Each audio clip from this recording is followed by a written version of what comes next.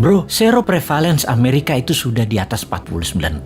Gila banget nih negara. Informasi ini datang dari seorang sahabat yang 10 tahun terakhir mengajar di sebuah kampus ekonomi di sisi timur Amerika. Dialah yang mengajari Bosman tentang MMT, Modern Monetary Theory. Beliau juga sahabat dari Stephanie Kelton, pejuang konsep ekonomi modern MMT ini, di mana konsep MMT ini dipakai Amerika, namun yang diajarkan di kampus beda dengan yang Amerika pakai. MMT juga dipakai di Tiongkok, Jepang, Jerman, Inggris, dan saat ini Turki serta Argentina mengadopsinya.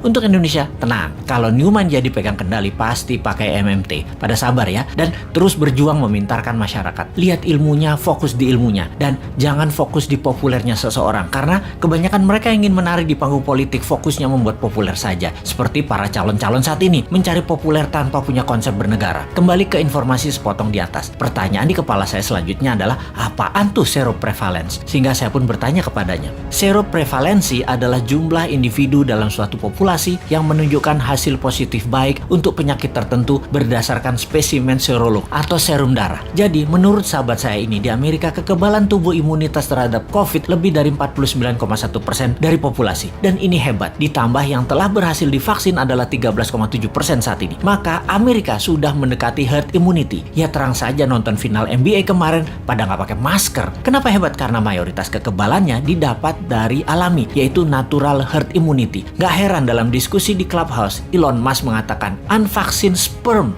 50 years from now are more precious than gold. Yang dalam arti sederhananya adalah sperma manusia yang tidak divaksin lebih tinggi nilainya dibanding harga emas 50 tahun lagi. Oke, wis jangan dipercaya omongan Elon Musk. Itu hanya omongan manusia oportunis. Sing bener pejabat saat ini, maha bener. Kita harus dukung terus demi utuhnya NKRI sampai masanya New Mind tiba. Sing sabar ya. Kalau pandemi corona adalah bencana alam natural disaster, maka sesungguhnya kesembuhan alami adalah herd immunity natural juga untuk mengalahkannya. Sungguh, strategi yang terbaik adalah dari alam oleh alam. Kalau COVID adalah man-made disaster. Ada dua strateginya. Nego dengan yang mengendalikan dan ikuti maunya mereka. Atau tantang mereka. Tantang perang puputan. Tantang perang sampai mati. Pakai vaksin sendiri. Pakai imunoterapi. Pokoknya jangan pakai vaksin asing aja. Wani ora. Kalau nggak berani ya seperti saat ini. Ikuti aja protokol globalis. Dilanjut oleh teman saya tadi. Jadi kalau Amerika pakai vaksin mengatasi herd imunitas secara mayoritas itu hoax. Itu hoax. Bener. Pakai vaksin. Tapi hanya minor. Hanya palingan 20-30%an saja, yang 30%an nanti yang alami. Amerika pakai natural imunitas terbanyaknya. Lalu saya bertanya, kalau Tiongkok menangani COVID pakai vaksin ya? Dijawab olehnya, belum tentu. Tiongkok itu rezim komunis, gak ada transparansi dan akuntabilitas bagi siapapun dari luar negeri bisa mengakses kebenaran informasi yang Tiongkok berikan. Siapa yang bisa memverifikasi berita kalau society dibungkam di sana? Banyak ahli-ahli luar Tiongkok mau fact finding masuk ke Tiongkok, gak bisa, ditolak Beijing. Sebaiknya kita tidak consider data Tiongkok sebagai data utama. Semua data dari Tiongkok itu dari pusat partai komunis. Semuanya dialterate, diubah sesuai untuk kepentingan propaganda yang menguntungkan Tiongkok. Bisa saja ternyata Tiongkok juga pakai natural herd immunity, namun dipropagandakannya pakai vaksin. Taunya Tiongkok menyehatkan warganya dengan multivitamin dan mineral, sementara vaksin diekspor keluar sebagai dagangan internasional. Jadi Tiongkok kayak Amerika juga. Jangan-jangan 60%-nya pakai natural herd imunitas, sisanya vaksin. Siapa yang tahu? Banyak negara tergocek globalis cabal agar pakai vaksin mayoritasnya, yang natural imunitasnya dibatasi. Memang tidak deadly atau mematikan menggunakan vaksin itu. Vaksin faktanya memang mengurangi fatality kematian, tetapi sisi lain ya kita jadi korban ekonomi, jadi miskin, kita jadi buyer beliin vaksin terus. Ya semoga salah lagi nih data dari Tiongkok dan globalis kali ini. Tapi data seroprevalence yang dari Amerika mah bener.